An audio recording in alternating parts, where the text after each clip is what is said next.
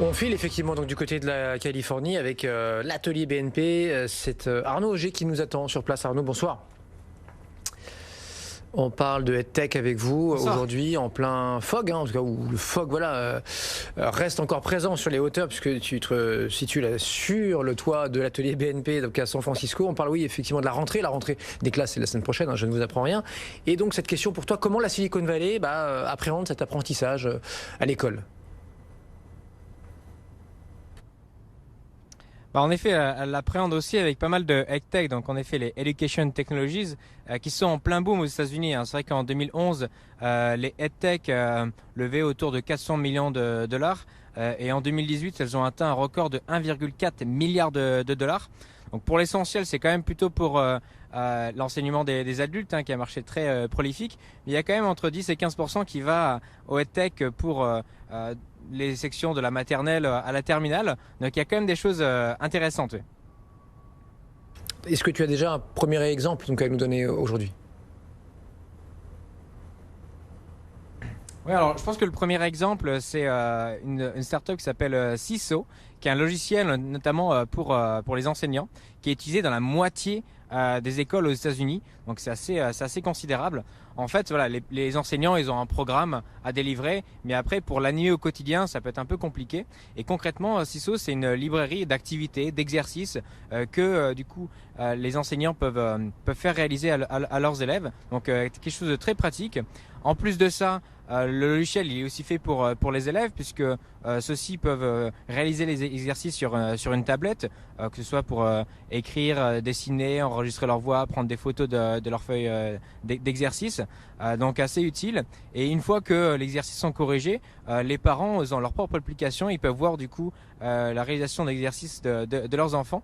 Donc voilà, c'est une EdTech qui a levé à peine 15 millions de dollars à San Francisco et qui du coup a déjà conquis la moitié des écoles aux États-Unis. Donc on voit que c'est à la fois plus pratique pour les parents et puis ça intègre aussi la dimension, ce qu'on appelle aux États-Unis le active parenting où il y a plus de transparence et les parents sont plus impliqués dans les travaux de leurs enfants. Ouais, sauf qu'on reste scotché à son écran et on sait qu'il y a de plus en plus de parents, j'imagine que chez toi c'est pareil, qui sont un peu quand même anti-écran et qui préfèrent des alternatives. Je présume qu'il y a aussi un marché là-dessus. Oui, alors tu as raison. Déjà, c'est vrai que pour répondre à ce point-là, on pourrait aussi argumenter que faire des exercices sur une tablette, ça permet quand même d'économiser des tonnes de papier, faut pas l'oublier.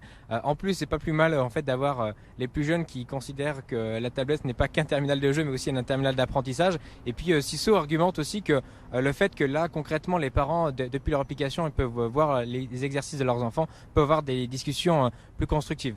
Mais en effet, tu as raison pour répondre à ton point. Il y a aussi des startups qui sont sans écran. Et je pense que le meilleur exemple, c'est une startup qui s'appelle Ask My Class et qui est une fonctionnalité personnalisable sur Alexa, donc l'assistant personnel d'Amazon. Et très concrètement, on peut avoir une enceinte connectée dans la classe et le professeur, l'enseignant, peut demander à Alexa de choisir le nom de l'élève qui va devoir aller au tableau. Donc l'élève a un peu moins l'impression que c'est le professeur qui s'en prend à lui. Le professeur peut aussi demander à Alexa de donner une équation, une fraction à réaliser, ou même de lancer la dictée. Et apparemment, les retours, c'est que les élèves sont encore plus attentifs, ils sont plus impliqués avec cette solution-là. Donc voilà, c'est vrai que les enceintes intelligentes ont conquis plus d'un tiers des foyers aux États-Unis. Donc là, avec Ask My Class, ils peuvent aussi conquérir les salles de classe. Et donc, en effet, c'est un peu l'intelligence artificielle au service de l'intelligence de nos enfants. Bon, ok, les enfants et les plus grands, les grands enfants, je sais pas, les lycéens, là, les 15, 17, 18, qu'est-ce que la Silicon Valley propose?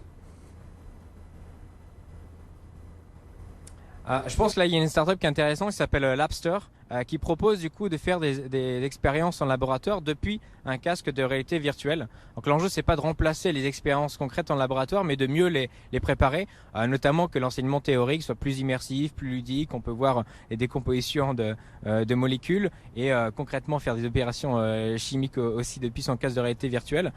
Et il y a des études qui montraient que apparemment les étudiants apprenaient 100% plus avec ce terminal-là. Et voilà, c'est vrai que pour conclure, on peut voir que les tech, elles permettent aux étudiants d'avoir un apprentissage plus ludique.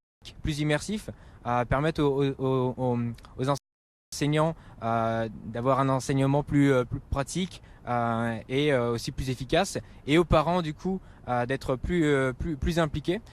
Donc voilà, c'est vrai que la transformation digitale ne s'arrête pas aux portes de l'entreprise. Donc la question c'est combien d'écoles en France ont fait leur transformation EdTech? Écoute, c'est pas moi qui vais y répondre ce soir, hein, mais voilà, le débat est ouvert, on va dire ça comme ça. Merci beaucoup Arnaud. Arnaud Auger depuis San Francisco à l'atelier BNP Paribas, qu'on a plaisir à retrouver tous les mercredis dans Tech & Co à la télé, à la radio. N'oubliez pas 22h, hein, ce sera évidemment Stéphanie Colo aux manettes.